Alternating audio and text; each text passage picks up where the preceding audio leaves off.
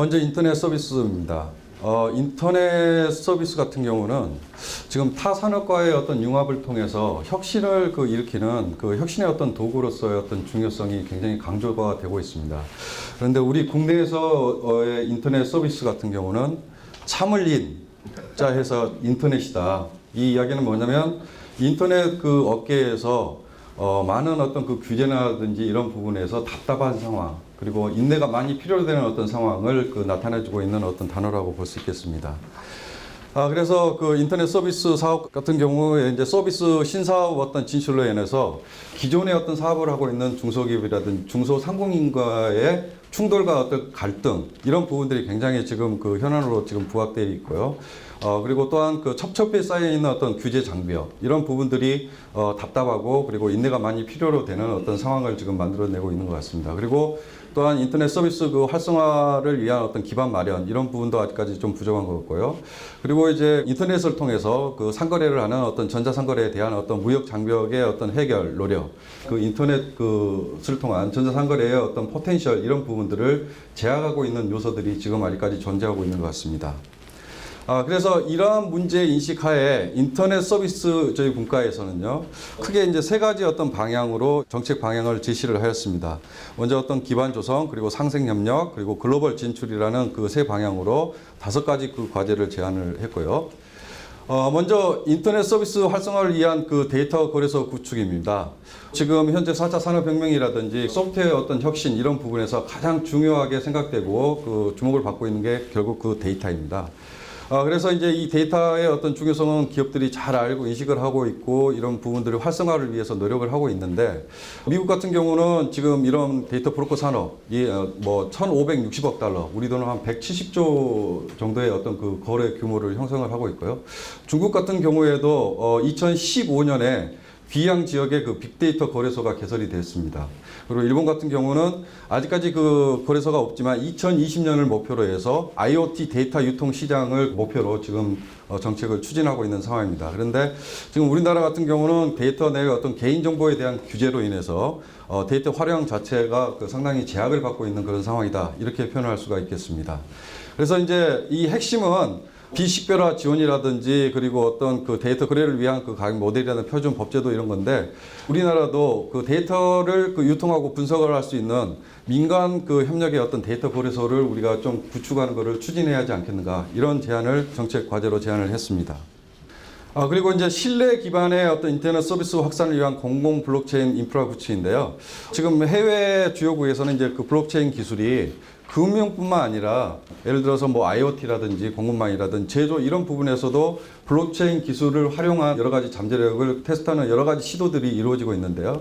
국내에서는 어떤 블록체인이 가지고 있는 기술적인 한계도 있지만 블록체인에 대한 인식, 잘못된 인식, 이런 부분들로 인해서 굉장히 좀 미진한 그런 상황입니다. 그래서 이런 부분을 타개할 수 있는 그 방안으로 블록체인 어떤 기반의 어떤 그 공공 서비스, 이런 부분들을 우리가 좀 추진을 해보자, 먼저 선제적으로. 그래서 부동산 등기 발급이라든지 전자투표라든지 이런 여러 가지 가능한 서비스들을 선제적으로 이렇게 한번 공공 부분에서 이런 걸 구현을 해서 이렇게 좀 확산할 수 있는 기반을 마련하고, 그리고 블록체인은 어떤 인프라 구축하고 관련되어 있는 어떤 법제도 정비, 이런 부분을 같이 좀 추진하는 게 필요하지 않겠냐라는 어떤 제안이 되겠습니다.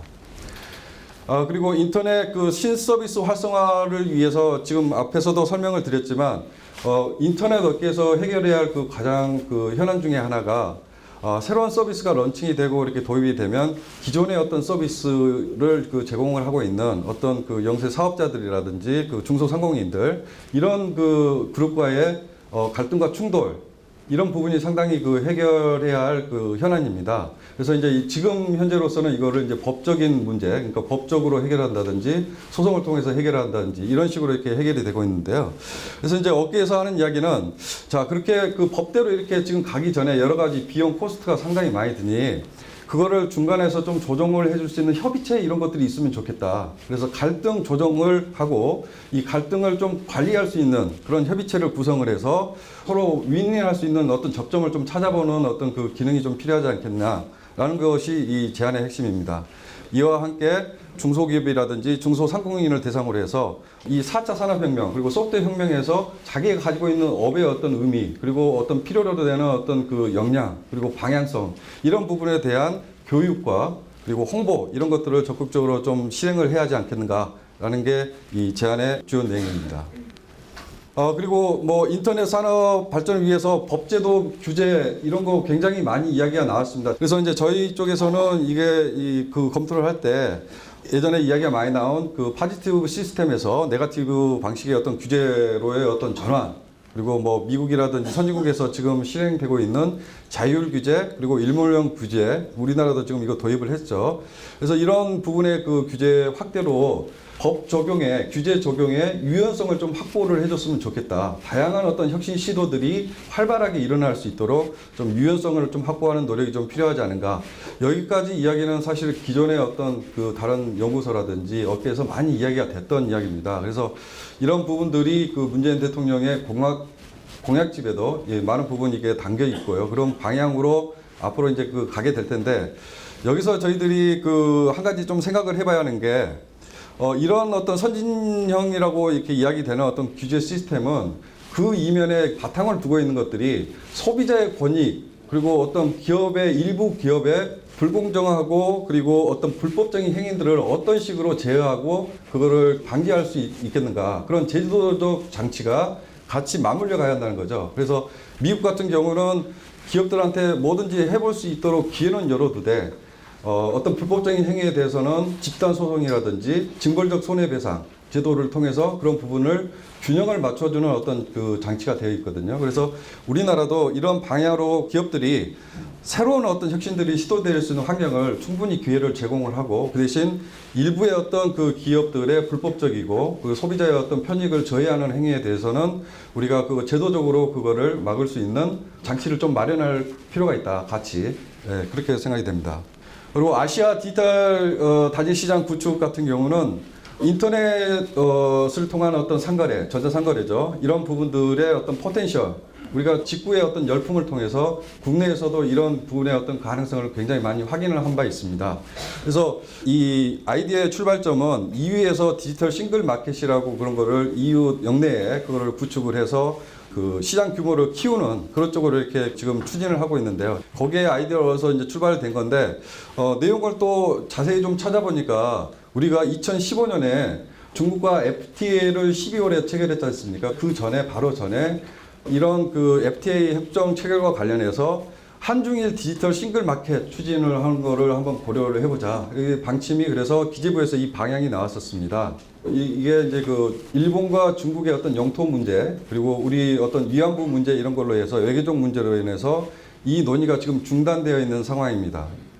그래서 향후에 그 외교의 어떤 정상화, 양국 간 이 그 다자 간의 어떤 그 국가의 어떤 정상화, 외교의 정상화가 이루어지게 되면 이런 부분들은 그 아시아 지역으로 확대해 나가기 위해서 한중일이 먼저 이런 논의들을 다시 한번 재개를 해서 시장을 좀 키우기 위한 그리고 서로 어떤 소비자의 편익을 제고할 수 있는 이런 방향으로 한번 추진해 볼 필요가 있지 않겠는가라는 것이 핵심 제안입니다. 그래서 그걸 위해서는 물론 이제 그 지불 결제 플랫폼이라든지 이런 세부적인 사항들은 기술적이고 세부적인 사항들은 추후에 계속 논의가 되겠고요. 그리고 거기에 또 필요로 되는 여러 가지 법제도 그리고 어떤 관세 이런 문제 같이 논의가 필요할 것으로 이렇게 생각이 됩니다. 그리고 서비스업입니다. 서비스업 그 관련해서 우리나라에서 서비스가 뭐냐? 어떻게 정의를 할 거냐? 이게 이제 사실은 이 질문이 서비스 경쟁력 발전 방안 이런 대책을 마련하는 회의에서 보고자에게 던진 질문입니다. 그래서 보고자는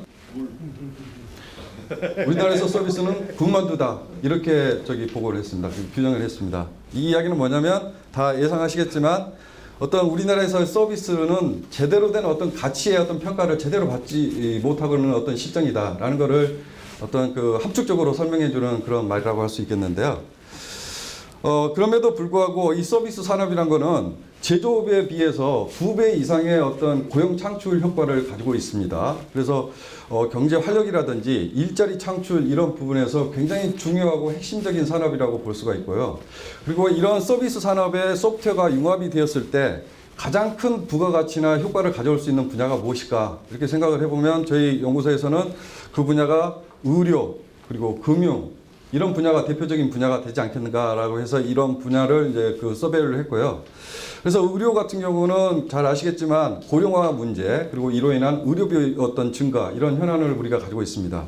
금융 쪽 같은 경우는 핀테크를 비롯한 새로운 신산업이 뻗어나갈 수 있는 부분에 있어서 금융 쪽의 어떤 보수적인 관행과 어떤 규제 이런 것들이 장애 요소로 작용하고 있는 상황이고요. 그리고 서비스 산업이 어떤 그 고용 창출 효과가 큰데 그 중에서도 이제 창업 이런 부분들이 또 어떤 일자리를 만드는 데 큰 기여를 할 수 있는데요. 그런 부분에서는 우리나라가 어떤 규제 그리고 어떤 지원 미비 이런 부분들이 그 어떤 장애 요소로 작용하고 있는 것으로 파악이 됐습니다.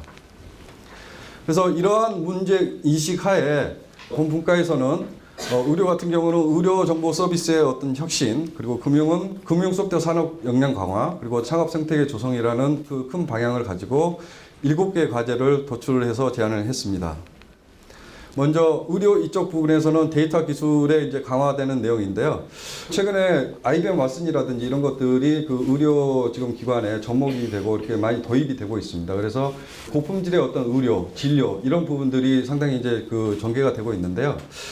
결국은 이런 부분의 어떤 혁신이 그 가능하기 위해서는 양질의 데이터 그리고 그런 데이터를 잘 활용할 수 있는 인재들이 필요한 게 가장 핵심적인 사항이라고 할 수 있겠습니다. 그래서 정부 어떤 주도로 일단 공공 부분에서 대인의 어떤 건강 정보를 얻고 그리고 그걸 활용하는 부분에서 어려움이 있기 때문에 그거를 지금 건강보험공단이라든지 심평원이라든지 이런 공공기관과 그리고 의료기관의 어떤 그 정보를 모아서 일단 데이터셋을 만드는 게 상당히 중요할 것으로 이렇게 생각이 되고요.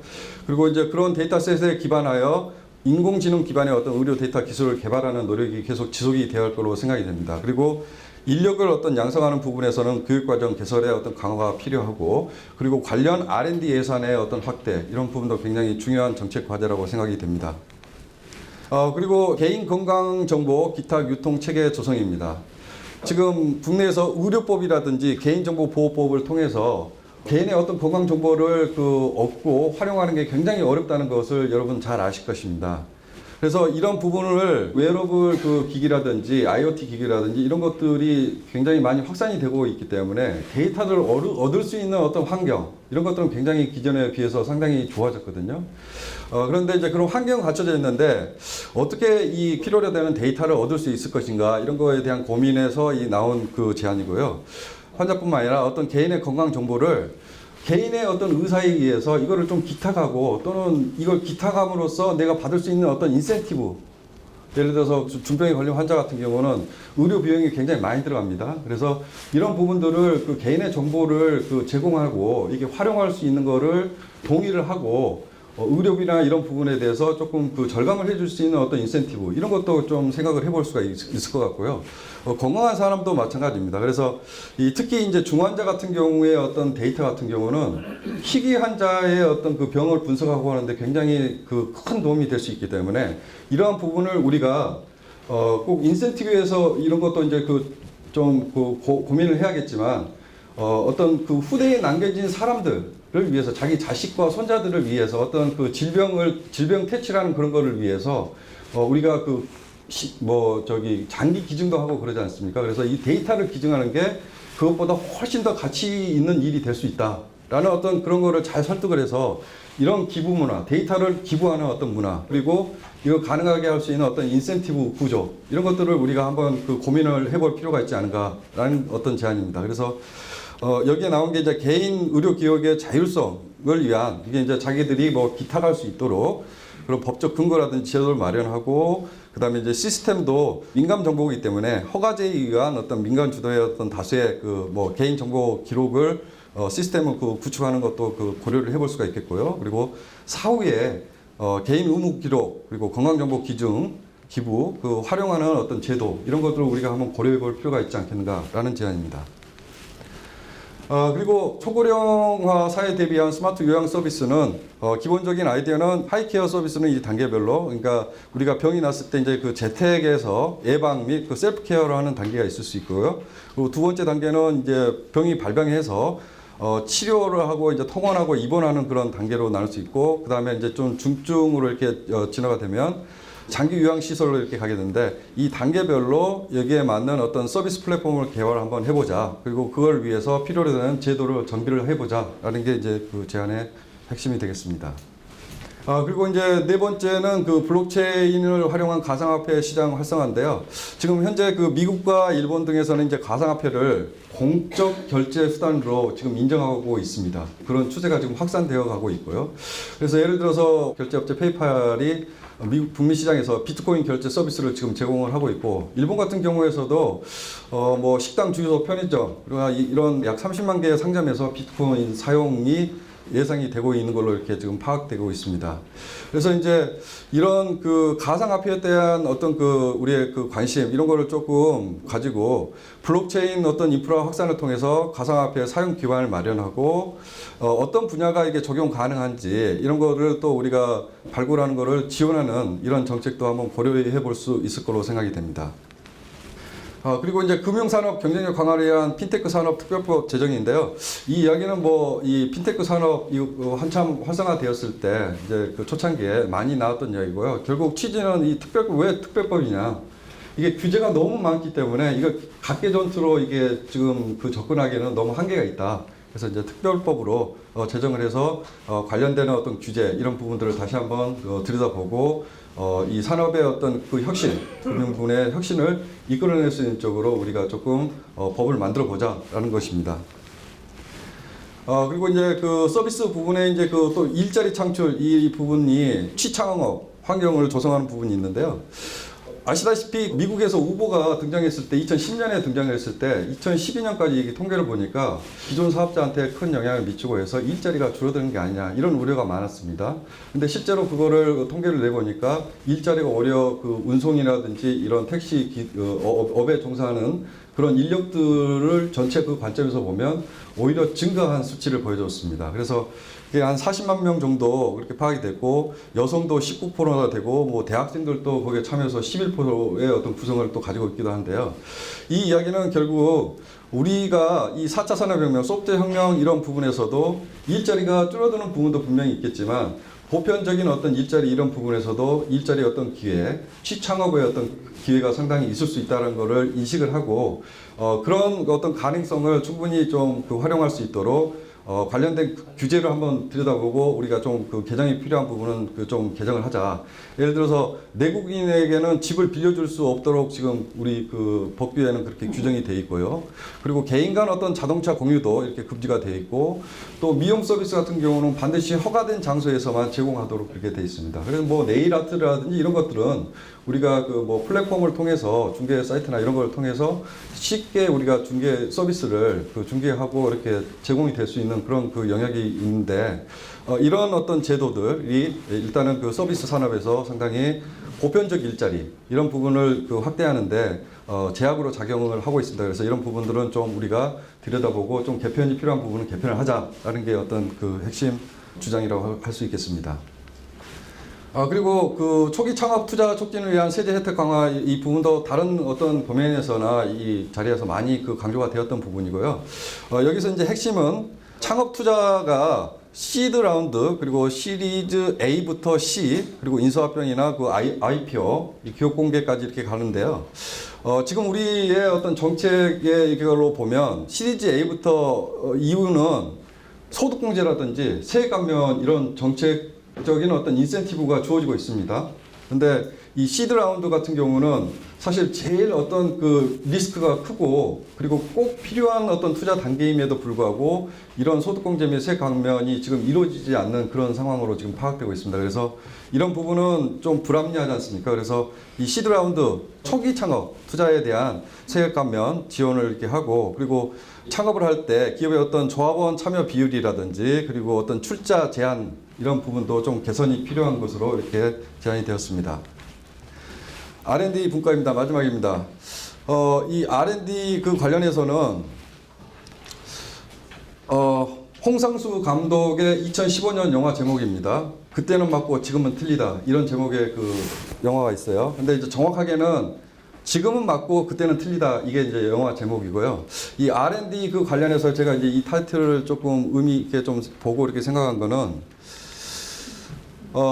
우리가 이 R&D가 어떤 시기, 우리가 처했던 어떤 상황, 이런 조건들을 봤을 때 우리가 산업화를 추진하는 그 과정에서는 국가의 어떤 R&D의 어떤 기능이 국민 경제의 발전, 이런 부분에 어떤 그 방점을 둘 수밖에 없었습니다. 왜냐하면 우리가 추격하는 입장이었고 산업 기술을 그 빠른 시일 내에 개발하는 게 상당히 어떤 국가적인 현안이 되었기 때문에 R&D의 경우도 사실은 국민 경제의 발전에 기여할 수 있도록 그런 식으로 이렇게 그 방향성이 이렇게 주어졌었는데요. 이 헌법에 이게 규정되어 있는 그 규정입니다. 근데 이제 지금은 우리가 이제 그 개발도상국에서 선진국으로 들어가는 어떤 길목에 있고 지금 이런 그 규정이 나오기 이후로 상당한 많은 것들이 많이 변했습니다. 그래서 우리 기업의 어떤 기술력 이런 부분도 많은 부분 향상이 되었기 때문에 이제는 우리가 이제 이 그 연구개발 R&D를 사회 문제 해결을 통한 국민의 어떤 행복 추구 이런 부분도 한번 우리가 좀 진지하게 생각을 하고 이런 방향을 좀 고민을 해볼 필요가 있지 않겠는가라는 것이 이 R&D 이 분과의 그 전체적인 기본 방향입니다. 그러면 우리가 이 사회 현안 문제를 해결하는 쪽으로 이제 방점을 두게 된다면 기존에 그러면 우리가 산업 기술 이런 개발하는 거는 손을 놔야 하느냐, 뭐 손을 놓는 건 알겠지만 이렇게 비중을 찌른 거에 대해서 이견이 있을 수가 있습니다. 근데 이제 제가 이제 판단했을 때는 지금 현재 어떤 글로벌 기업들의 경쟁 양상을 보면 이 소프트웨어의 어떤 역량을 통해서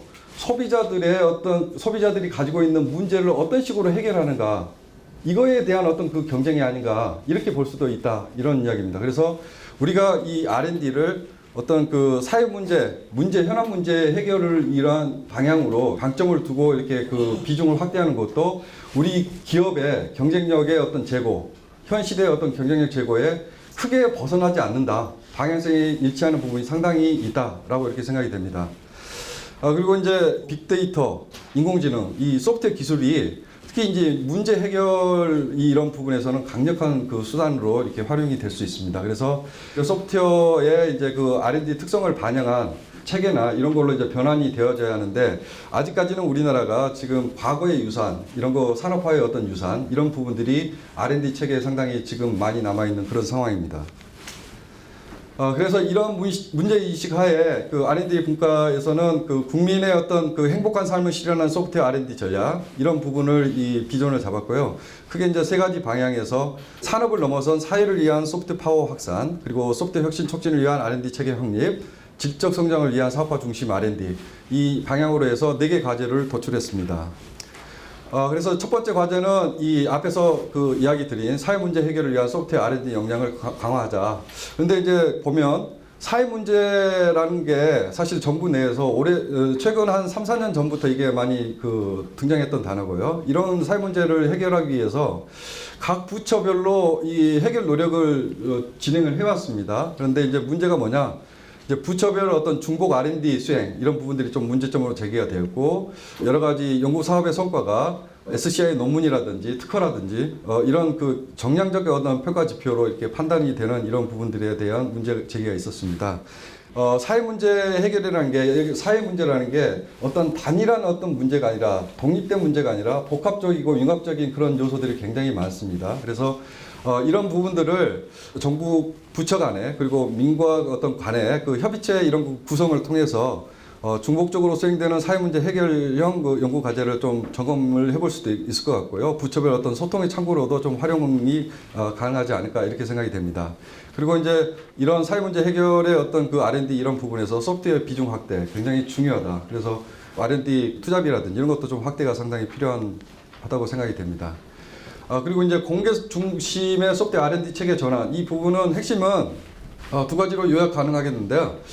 먼저 이 그 소프트웨어 R&D의 어떤 그 결과물을 공개 소프트웨어 형태로 인정받을 수 있는 체계를 좀 마련해 주자. 라는 게 이제 첫 번째 그 주장이고, 두 번째는 지금 현재 그 이 R&D 형태가 사업이 이 연구 결과 공개를 전제로 하는 그 R&D 하고 이 또 연구 결과 공개가 좀 어려운 과제들도 있습니다. 예를 들어서 국방 과제라든지 그리고 상업화 그 과제라든지 이런 부분들은 공개가 좀 어려운 과제들이죠. 그래서 지금 현재는 이런 구분이 없는데 이거를 조금 공개로 전제로 하는 R&D 그리고 이제 공개가 좀 어려운 R&D 이런 걸로 과제를 좀 분리를 해서 관리를 하는 게 좀 효과성을 높일 수 있지 않겠는가라는 어떤 문제 제기가 있었습니다. 그리고 이제 소프트웨어 R&D 과제의 어떤 기획 선정 체계 개편 부분입니다. 그래서 이 부분은 이 과제를 그 기획하는 어떤 그 사람이 지금은 그 과제 선정과 평가 이 부분에서 배제가 되어 있습니다. 이 이유는 공정성을 그 좀 기하기 위해서 이 그 기획한 사람을 배제하는 그런 건데요. 우리가 모든 일이 상당히 그런 양면의 어떤 그 측면이 많이 있는데 공정성을 그 극단적으로 추구하다 보니까 이런 R&D 사업의 어떤 전문성, 평가의 어떤 전문성, 그리고 어떤 효과성 이런 부분이 트레이드 오프로 좀 그 상당히 그 훼손되는 어떤 그 상황이 많이 이렇게 연출이 되고 있습니다. 그래서 이런 부분들은 우리가 공정성도 중요하지만 어떤 이 R&D를 하는 목적이 사실은 효과를 어떤 그 내고 우리가 목표로 하는 바를 달성하기 위한 그런 부분이 있기 때문에 그 전문성과 효과성을 좀 높일 수 있도록 일단 그 과제 기획을 하고 이게 전문가라고 생각되는 사람들은 과제의 어떤 선정이라든지 평가 이런 부분에서도 참여가 될 수 있도록 좀 그 길을 좀 열어주는 게 필요하지 않은가라는 이야기고요. 그리고 지금 현재 소프트웨어 R&D 특징 중에 하나가 인공지능 이런 부분이 특히 그런데요. 굉장히 기술의 어떤 발전 속도가 빠르기 때문에 이거를 그 긴 호흡으로 가기보다는 짧은 호흡으로 이 R&D를 그 진행하는 것들 이런 부분에 대한 지원이 상당히 필요합니다.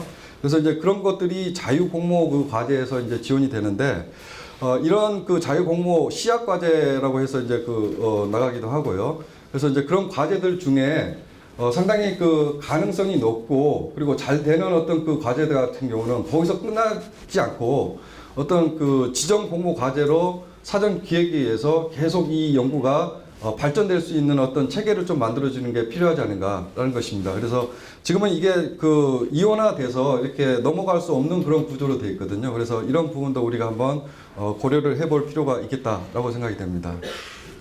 끝으로 이 소프트웨어 R&D 이런 부분을 사업화하는 부분입니다. 소프트웨어 R&D 특성 중에 하나가 소프트웨어 R&D의 어떤 결과물은 궁극적으로 사람입니다. 소프트웨어 어떤 그 코드 또는 특허 아니면 논문 이런 것들이 아니라 결국 그 R&D에 참여했던 인력들의 두뇌에 쌓인 내재되어 있는 어떤 지식들이거든요. 그래서 사업화를 하는 데 있어서 이런 것들이 어떤 지식의 전수 이런 것들이 문서화돼서 참 그 전수가 되기 어려운 특성을 가지고 있습니다. 그래서 연구에 참여했던 인력들이 다른 과제로 계속 이어지고 그리고 사업화가 되는 데 있어서 어떤 예를 들어서 연구에 참여했던 인력이 창업을 할 수도 있습니다. 그러면 창업을 하게 되면 그런 부분들은 또 우리가 어떤 그 사업화의 어떤 성공률 제고 관점에서 연속적으로 어떤 지원을 좀 계속 이어서 좀 해줄 수 있는 그런 방안들 이런 것도 우리가 고민을 해야 하지 않을까 이렇게 생각을 합니다. 예, 감사합니다.